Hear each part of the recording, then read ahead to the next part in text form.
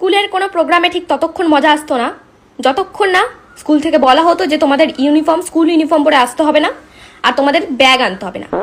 তার আগে কোনো ফুর্তি হতো না আমাদের, সত্যি বলছি।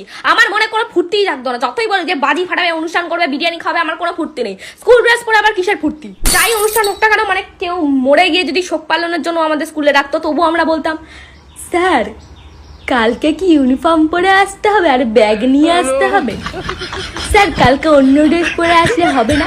মানে এইটা আমাদের একটা স্যাটিসফ্যাকশন, আমরা অন্য ড্রেস পরবো মানে মানে আমাদের ভালো লাগবে দেখতে। এখন আমি বুঝতে পারি যে স্যার ম্যাডামরা কেন পড়তে দিত না। এখন আমি বুঝতে পারছি।